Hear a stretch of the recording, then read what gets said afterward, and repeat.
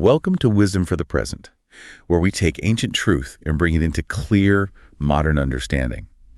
This episode uses AI-generated narration based on human researched and written material. Yeah, and we are really getting into something incredible today. We absolutely are, because, think about this for a second. If you were sitting in a damp, lightless Roman prison cell, chained to a guard 24 hours a day, stripped of your basic legal rights, and, facing potential execution, what would occupy your thoughts? I mean, panic, probably. Or despair. Right. You might write a desperate legal defense. Or you might write a list of grievances about the people who betrayed you. You might just succumb to absolute despair. But the author we are looking at today took a completely different route. From the absolute lowest rung of the ancient social ladder, a prisoner in chains, he wrote this sweeping, mind-bending manifesto about, cosmic freedom, human dignity, and the ultimate unification of the entire universe. It's actually kind of crazy when you put it in that perspective. It really is. So today we are doing a deep dive into the biblical book of Ephesians. Our goal is to act as your guides, helping you extract the practical wisdom, the moral insight, and the profound life application from this ancient letter.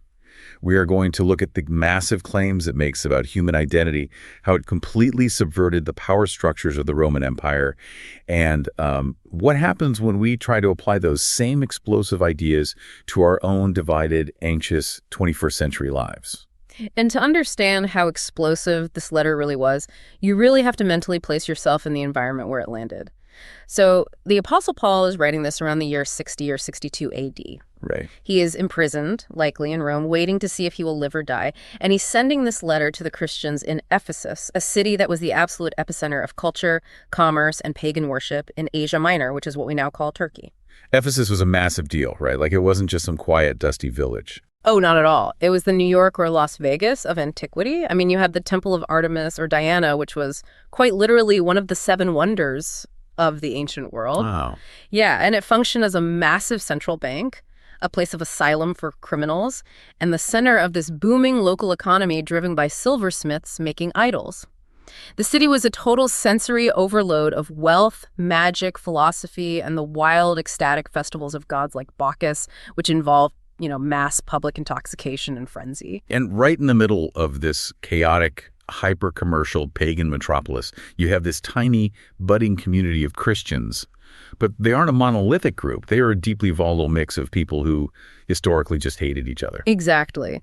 The tension within that community is the crucial backdrop for everything Paul writes here. You had Jewish converts who carried thousands of years of strict dietary laws, covenants, and a deeply ingrained sense of being God's chosen separate people. And sitting right next to them in these small house churches were Gentile converts, former pagans who had grown up eating food sacrificed to idols, participating in those Bacchus festivals, and living by completely different moral codes. So you have two groups that just do not mix. Right. For centuries, these two groups possessed a profound mutual animosity.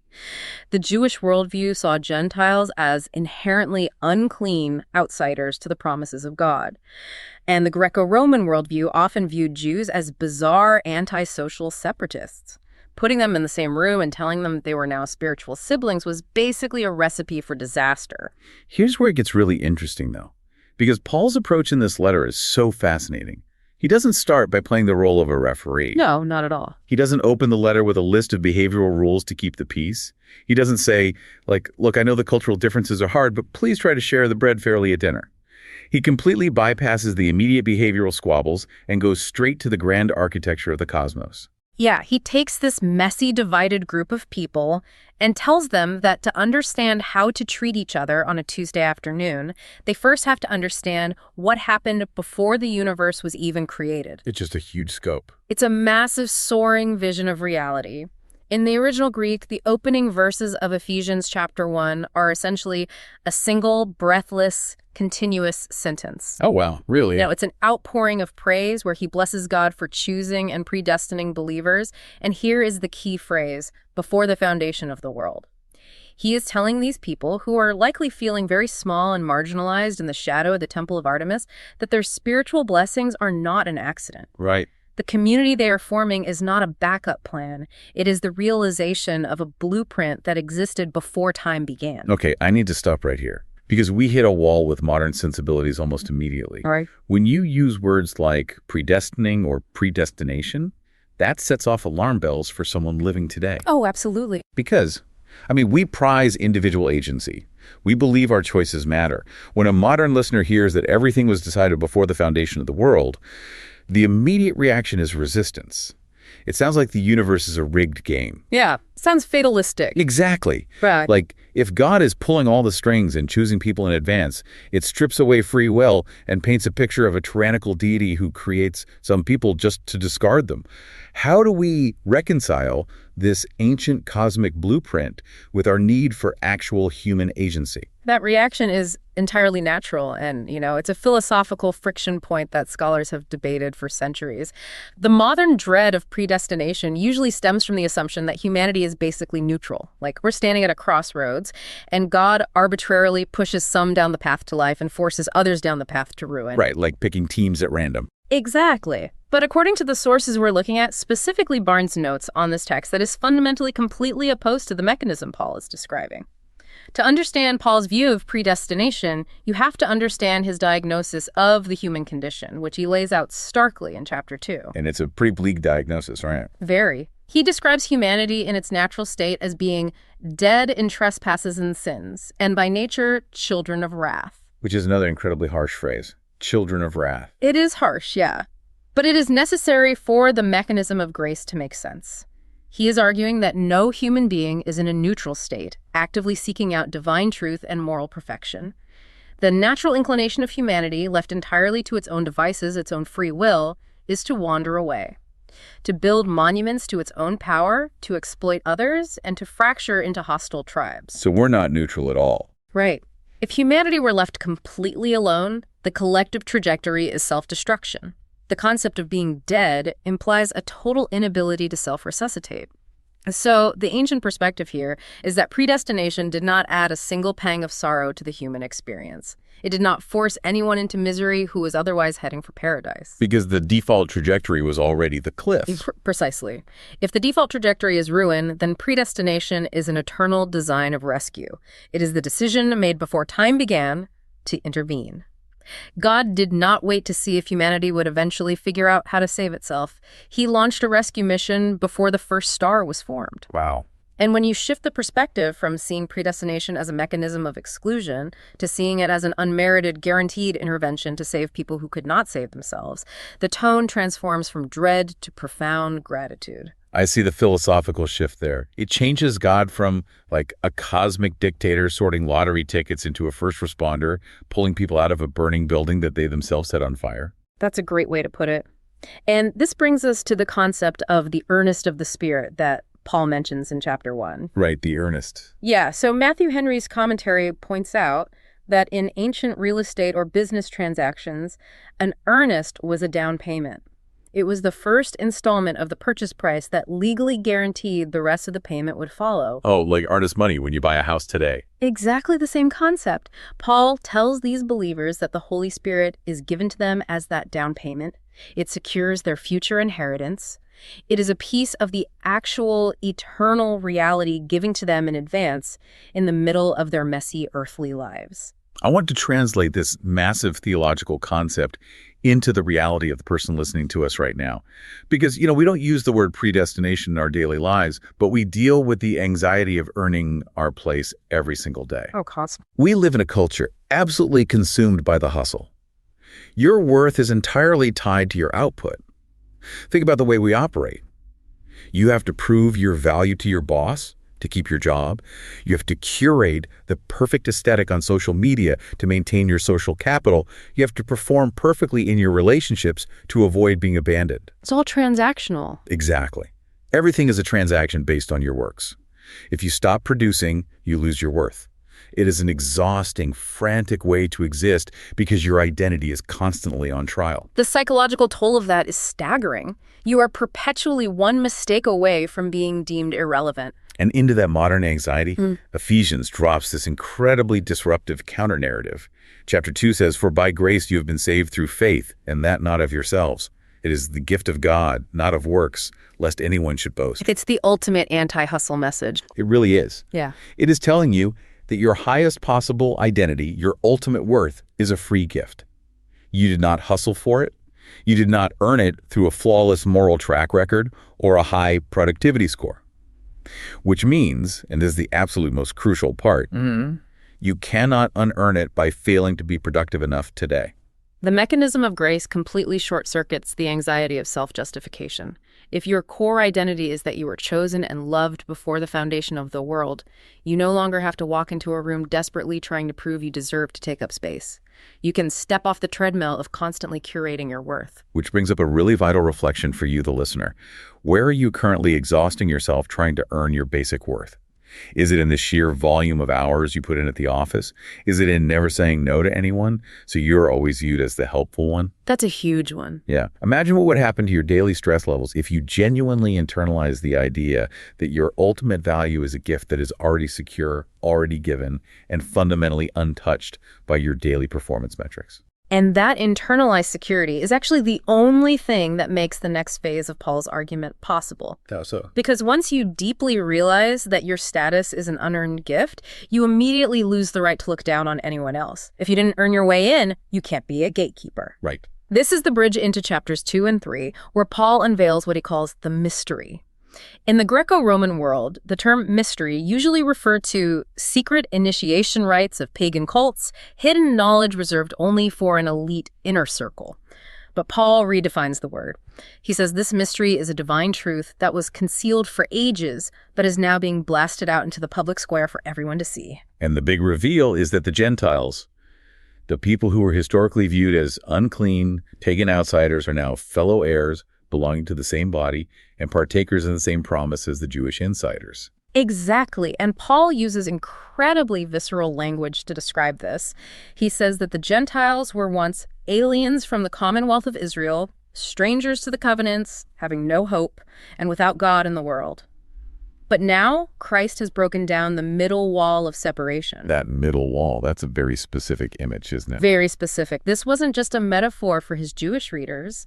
In the ancient temple in Jerusalem, there was a literal physical wall separating the inner courts, where Jewish men and women could worship, from the outer court of the Gentiles. Wow, an actual wall. Yes. And spaced along this wall were large stone inscriptions, some of which archaeologists have actually discovered, warning any foreigner that if they crossed the barrier, they would have only themselves to blame for their ensuing death. Jeez, that's intense. It was a literal wall of hostility backed by the threat of execution. And Paul is saying that Christ took a sledgehammer to that wall. He didn't just put a door in it. He demolished the entire structure. The hostility, the cultural superiority, the ethnic division, it has all been abolished in his flesh to create in himself one new man out of the two. And the goal wasn't just peaceful coexistence. Paul isn't advocating for a first-century version of mere tolerance, where the Jews stay on their side of the room, the Gentiles stay on theirs, and they just agree not to throw rocks at each other. He is talking about a total fusion. He uses an architectural analogy here, right? Yeah, an analogy that would have resonated deeply with people living in the shadow of the great temple of Artemis. He says they are being built together into a holy temple, a dwelling place of God. Christ is the cornerstone, the massive, perfectly aligned foundational stone that dictates the angle and stability of the entire building, and every individual believer is a stone being fitted into the structure. But like fitting stones together in ancient architecture required intense, violent work. You had to chisel away the rough, jagged edges of the rocks so they could sit flush against each other and bear weight. It implies friction, closeness, and a massive amount of shaping. It implies that you cannot remain exactly who you were before you were brought into the wall. Your jagged prejudices, your cultural superiority complexes, those have to be chipped away to fit alongside someone who is fundamentally different from you. That sounds incredibly uncomfortable. It is, and Paul then transitions from the architectural metaphor to a biological one, which is even more intimate. He compares this new, unified community to a human body. Think about the incredible complexity of the nervous system or the circulatory system. Okay. There is not a single minute capillary, not a single microscopic nerve ending that is useless or disconnected from the whole. If a tiny blood vessel stops functioning, the surrounding tissue becomes necrotic. If a small nerve is pinched, the entire body compensates and feels the pain. I love that biological imagery because it obliterates the idea of the insignificant person. In a culture that worshipped power and status, Where the wealthy elite sat in the front rows and the slaves were practically invisible, Paul is saying, if the slave sitting in the back of the room is suffering, the wealthy merchant in the front is bleeding. There is no such thing as an obscure part of the body. That's spot on. And if we carry that into our modern context, the challenge is staggering. We are living through an era of profound, celebrated tribalism. We actively build dividing walls. We curate our digital lives to only interact with people who share our exact political, social, and economic views. Yeah, we have developed entire vocabularies around cancel culture, where the stated goal is to identify an offender, cast them out, and rebuild a wall of separation to keep our specific ideological group pure. It's the exact inverse of Ephesians. We are desperate to find reasons to excommunicate each other. We find security in defining who we are against. We really do. Ephesians confronts this human obsession with tribalism head on. It demands that we look at the people we previously viewed as enemies, or simply as other, and recognize them as necessary parts of our own body. It demands the active, painful forging of unity where hostility used to live. It's profound. So, practically speaking, how do you do this? Identify one middle wall in your own life. We all have them, and we usually feel very justified in maintaining them. Maybe it's a political divide that has caused you to cut off a family member. Maybe it's a socioeconomic bias against a certain neighborhood. Maybe it's a bitter grievance with a former friend where you have drawn a hard, permanent line in the sand. What is one step you can take this week to stop viewing the person on the other side of that wall as a label, an opponent, or a lost cause, and start viewing them as a fellow partaker in humanity? How do you look for the shared cornerstone instead of obsessing over the wall? That is tough. Doing that kind of difficult, gritty, interpersonal work requires a complete overhaul of how we operate day to day.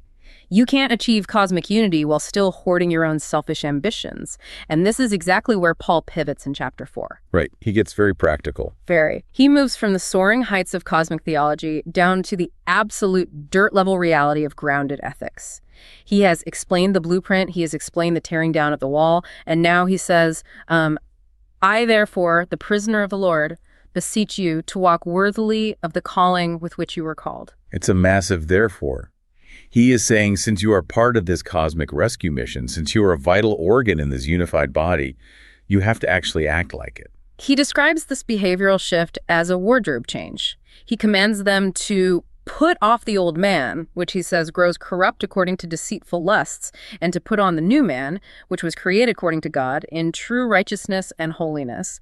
And he gets hyper-specific. He doesn't leave them with vague, inspirational platitudes about being a good person. Yeah, he gives them a checklist. Exactly. Put away lying and speak truth to your neighbor. Stop stealing. Instead, labor with your hands so you have something to give to someone in need. Let no corrupt word proceed out of your mouth, but only what is good for necessary edification, that it may impart grace to the hearers. This shift toward the mundane is actually brilliant. We naturally tend to think that living a worthy life requires giant, heroic history book actions. We want to be the person who founds a massive charity or leads a revolution or writes a best-selling book. We want to make a massive, undeniable impact. Right. We want to be recognized. There's a great historical analogy regarding this from Albert Barnes' commentary. Think about Niagara Falls. It excites our wonder. It is a staggering display of raw power and majesty. But one Niagara is enough for an entire continent. It's beautiful to look at, but you can't build a farm on it. What the world actually needs, what sustains real life, are tens of thousands of quiet, gently flowing, obscure rivulets and streams that water the meadows day and night. Wow, that captures the essence of the new man perfectly. The world is sustained by quiet, consistent virtue. We get so caught up wanting to be Niagara Falls. But Ephesians is telling us that the real foundational work of changing the universe happens in the incredibly unglamorous, quiet virtues. It's the restraint of choosing not to exaggerate a story on a mundane Tuesday to make yourself look better. It's doing your job honestly when no one is tracking your hours, so you have the financial margin to be generous. It's stopping the sarcastic, cutting remark before it leaves your mouth in a meeting. It is the bubbling spring of daily goodness rather than the roaring cataract of a single grand gesture. And that quiet, daily goodness is tested most severely in how we handle relational friction. You cannot live closely with other human beings. You cannot be fitted stones in the same building without eventually experiencing intense friction. Absolutely. This is where Paul introduces one of the most profound psychological and spiritual rules regarding conflict. In chapter 4, he writes, "Be angry and do not sin. Do not let the sun go down on your wrath, nor give place to the devil. I want to focus on that first phrase, be angry. That feels almost contradictory. He just told them to put away all this negative behavior, and now he is validating anger. He is validating human nature. Anger in itself is not inherently a sin. It is a biological and psychological reality. It is a natural arousal of the mind against perceived danger, injustice, or wrong. If you witness a horrific abuse of power, or if someone harms a child, the healthy, functional response of your system is anger. Right, it's an alarm bell. Exactly. It's a defensive mechanism designed to protect what is valuable. The spark of anger is necessary. But the spark isn't the problem. It's what happens when you build a campfire out of it. Yes. Do not let the sun go down on your wrath. The danger is in the duration. When we hold on to anger past its initial utility as an alarm bell, when we take it to bed with us and nurse it into malice, the nature of the emotion mutates. We lie awake, ruminating, drafting our counter-arguments, plotting our revenge, replaying the offense on a loop. And the text says that doing this gives place to the devil. It provides a literal foothold for evil to set up camp in your mind. We all know the physical and mental toll of this. You have a sharp disagreement with your spouse or a colleague. Instead of doing the hard work to resolve it, you retreat to your corner. You go to sleep angry. Except you don't actually sleep. Your heart rate is elevated. Your mind is racing. And by the time the sun comes up, the original issue, maybe they forgot to do a chore or they sent a blunt email, has mutated into a massive character assassination. Yeah, you don't just think they made a mistake anymore. You think they are fundamentally selfish and maliciously out to get you. You wake up poisoned. And that internal poison inevitably leaks out and destroys the unity of the body we just talked about. It corrodes the temple from the inside out. Which gives us a brilliantly clear practice, the 24-hour anger rule. When you are provoked and you feel that justifiable spark of anger, set an internal timer.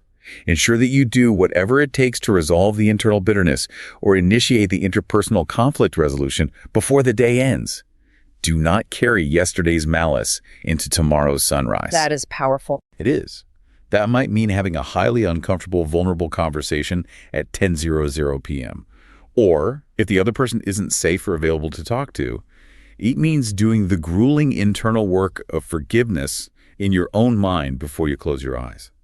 Cut the fuel supply to the fire before you fall asleep. It requires immense discipline to govern your internal state like that. It requires a hyper-awareness of how you are spending your time and your mental energy, which transitions us smoothly into chapters 5 and 6, where Paul urges the Ephesians to walk circumspectly, not as fools, but as wise, redeeming the time because the days are evil. When I hear redeeming the time, my 21st century brain immediately translates that into a productivity hack. It sounds like, optimize your schedule, wake up at 5 a.m. and crush your goal. Right, but it has nothing to do with capitalist productivity. The phrase in the original language is a merchant metaphor. It literally means to buy up the opportunity.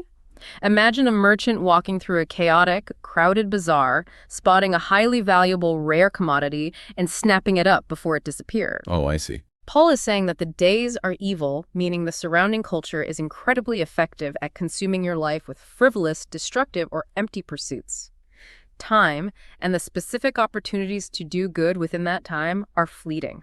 You have to intentionally rescue your time from the chaos and put it to a higher redemptive use. And he gives them a very specific contrast to illustrate this chaos. He says, and do not be drunk with wine, in which is dissipation, but be filled with the Spirit. Now, again, context is everything. He isn't just giving a generic health warning about having a second glass of wine with dinner. He is writing to people living in Ephesus, the home of the Bacchus cults. The worship of Bacchus, the god of wine and festivity, was deeply ingrained in the culture. And the theology behind it was that through mass intoxication, through losing your inhibitions and letting go of your rational mind in a drunken frenzy, you were actually communing with the divine. You achieved spiritual ecstasy by abandoning your self-control. It often led to wild orgies, violence, and total social chaos in the streets. And Paul is saying, that isn't freedom. That's dissipation. That's a destructive loss of the self. He contrasts that chaotic attempt to find the divine with a different kind of filling. He says, instead of being filled with spirits that destroy your agency, be filled with the Holy Spirit. Yeah. And the result isn't a violent loss of control. The result, he says, is speaking to one another in psalms and hymns, singing and making melody in your heart to the Lord, giving thanks always. The contrast is brilliant. The pagan filling leads to isolation, chaos, and destruction of the self. The spiritual filling leads to profound gratitude, ordered beauty, and deep communal connection. It builds the body up instead of tearing the mind down. But right after he paints this beautiful, harmonious picture of a community singing together in gratitude, we hit a section of the text that creates massive tension for anyone reading it today. Ah, yes, the household codes. Yes. Paul transitions into what scholars refer to as the household codes. He begins to directly address the societal power structures of the first century. Wives and husbands, children and parents, slaves and masters. And I have to push back hard here, because when a modern listener reads chapters 5 and 6 and sees commands telling wives to submit to their husbands and slaves to be obedient to their earthly masters with fear and trembling, they naturally recoil. Of course. It sounds aggressively patriarchal. It sounds oppressive. It sounds like a spiritual endorsement of human slavery. If our goal is to find practical wisdom for the present, how do we engage with this text without feeling like we are dragging human rights back into the Dark Ages? It is the most critical question we can ask of this text, and it requires profound historical discernment. To understand what Paul is doing, we have to distinguish between the enduring, radical wisdom of his message and the rigid, inescapable social structures of the ancient world he was writing from inside. Okay, lay that out for us. Well, Paul was not writing a political manifesto intended to violently overthrow the Roman Empire. The Roman legal system was built entirely on a concept called patria potestas, the absolute legally enshrined power of the male head of the household. Right. The father, the husband, the master, possessed ultimate legal authority over his wife, his children, and his slaves. He could, under Roman law, legally put them to death with almost no repercussions. Society was viewed as a strict top-down hierarchy. To publicly demand the immediate dismantling of this structure wouldn't have just been seen as a new religion, it would have been viewed as violent political insurrection, and the empire would have slaughtered the entire Christian community. So he is operating within a legal reality where the power dynamic is already locked in place by the state. He isn't inventing patriarchy or slavery. He is addressing people trapped inside it. Precisely. But look closely at the mechanism of what he actually does within that locked structure. The overarching governing principle for everything that follows is found right before he addresses the specific roles. In Ephesians 5:21, he writes, "Submitting to one another in the fear of God." Mutual submission. That is the umbrella over the whole conversation. Mutual submission was a cultural earthquake in a society built on top-down domination. Then he begins addressing the specific roles, and he subtly but profoundly guts the Roman power dynamic from the inside out. Yes, he tells wives to submit to their husbands. In the first century, that was the baseline cultural expectation. Anything else was societal rebellion. Right. But then he turns to the husbands, the men holding all the legal, financial, and physical power, and he issues a command that is genuinely shocking. He does not tell them to rule well or to demand respect. He says, "Husbands, love your wives, just as Christ also loved the church and gave himself for her." He tells the man holding the power of life and death to emulate a man who was crucified. Exactly. He redefines the very nature of authority. In a world that viewed wives as property or childbearers, commanding a husband to practice self-sacrificing, dying on a cross kind of love was revolutionary. If a husband actually obeys that command, the tyranny of male dominance evaporates. The legal structure might still technically exist, but the relational reality is transformed into self-sacrifice. And we see him apply this exact same subversive mechanism to the institution of slavery, which, we should clarify, was a brutal, ubiquitous economic engine of the Roman world. Up to a third of the population in some cities were enslaved. It was inescapable. Paul tells slaves to obey their earthly masters, but to do so as serving Christ, doing the will of God from the heart.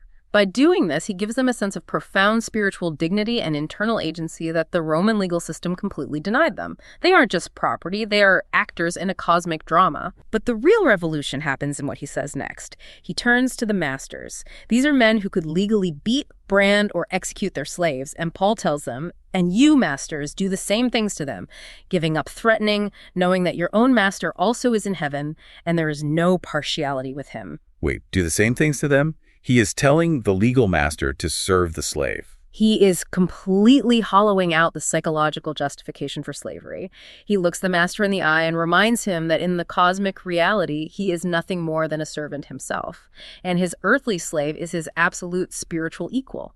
They share the exact same master in heaven, and heaven does not care about Roman social status or legal titles. We do not read this and blindly endorse the ancient institutions of slavery or patriarchal domination. We recognize that Paul was injecting the viral code of radical equality inequality into a rigid system. He was planting seeds that would, over centuries, grow to undermine and dismantle those very institutions. It's subversive wisdom. The enduring wisdom here isn't the preservation of a first-century hierarchy. The enduring wisdom is the demand for ultimate equality before God and the absolute requirement to treat all people, regardless of their economic leverage, gender, or social status, with profound dignity and self-sacrificial love. Exactly. So, let's bring this right into your life today. Think about the areas where you currently hold power or authority. Maybe you are a manager at a company. Maybe you are a parent. Maybe you are the head of a community organization. How are you wielding that leverage? Are you using your position to dominate, to issue threats, to extract performance, and to demand that people serve your ego? Or are you operating under the principle of mutual submission? As the ultimate test. Are you utilizing your authority to practice self-sacrificing love? Are you treating the people under you on the organizational chart with the profound, undeniable dignity that recognizes you are both ultimately equal? Choosing to live like that, choosing self-sacrifice over power, choosing to dismantle walls instead of building them, choosing quiet virtue over loud ego is incredibly difficult.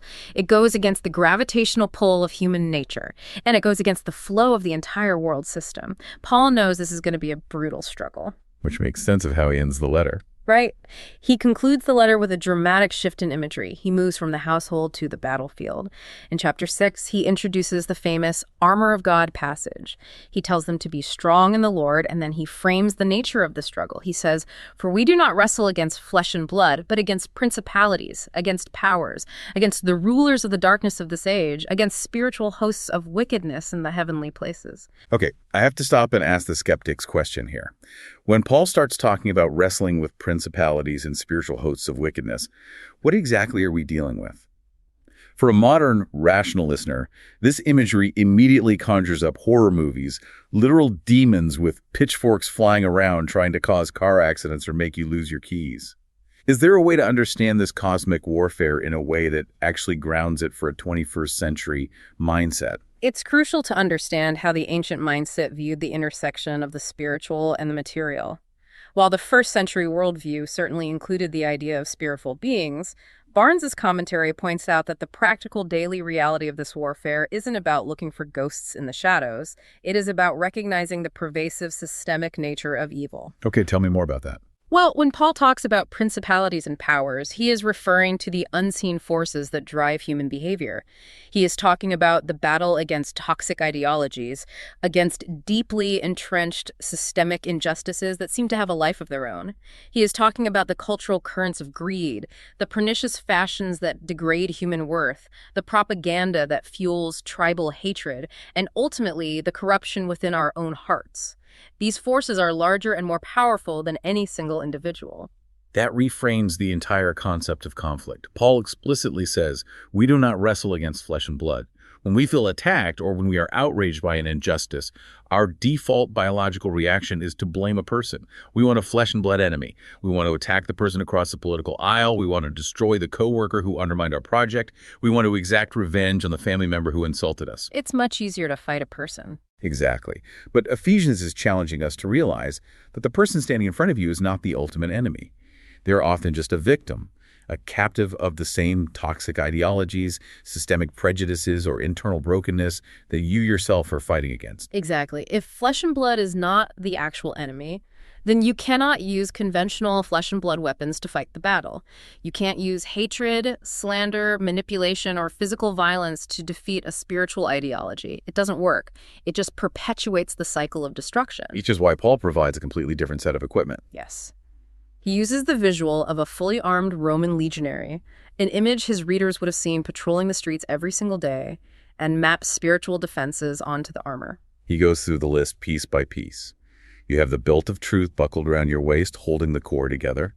You have the breastplate of righteousness protecting your vital organs, your heart, and your motives. Your feet are fitted with the readiness that comes from the gospel of peace. I love that detail. It's an armor designed to bring peace, not to march out and conquer territory. That's a great point. You have the shield of faith, designed to extinguish the flaming arrows of the evil one. You have the helmet of salvation, protecting your mind and your identity. It is a comprehensive defensive setup. And it is vital to notice that in this entire list of heavy Roman armor, there is only one offensive weapon mentioned: the sword of the Spirit, which Paul explicitly defines as the Word of God. And I think it's really important to clarify how that sword is used. We often imagine the Word of God as a weapon we use to attack other people, like hitting them over the head with theology to win an argument. But in the context of close quarters combat against unseen ideologies and internal lies, a Roman short sword was used defensively to parry strikes. Block and counter. Right. So how do you use this sword practically? When you are faced with a cultural lie about your worth, let's say you're lying in bed, and that internal voice starts telling you that you are a failure, that you are unlovable because you didn't get the promotion or your relationship ended. If you try to fight that feeling using just your own willpower or a pure philosophy, you will lose that mental debate.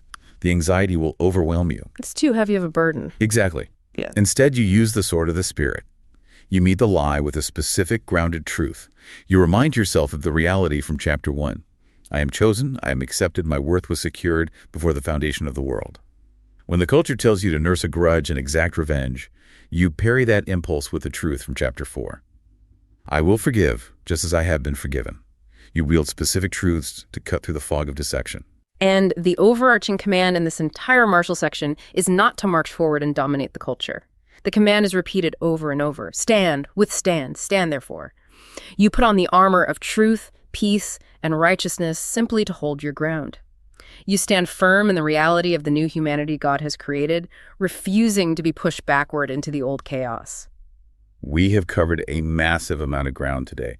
We started out floating in the cosmos, looking at the breathtaking blueprint of grace, predestination, and an identity that is freely given rather than frantically earned.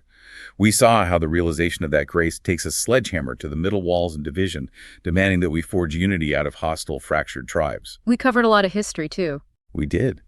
We zoomed all the way down into the quiet, bubbling spring virtues of our daily lives, the absolute necessity of putting away lies, the discipline of resolving our anger before the sun goes down, and the quiet nobility of honest work. We navigated the incredibly difficult waters of the ancient household codes, uncovering a subversive call to mutual submission and self-sacrificing love that hollows out oppressive power structures. And finally, we ended up on the spiritual battlefield, learning to recognize that our true enemies are unseen ideologies and internal lies, and equipping ourselves to stand firm with the armor of truth and peace. It is a masterful, sweeping, breathtaking vision of what it actually means to be human and what it means to live well alongside others. It really is. And as we wrap up this deep dive, I want to leave you with one final thought to mull over as you go about your week. It requires circling back to the image we started with the author himself.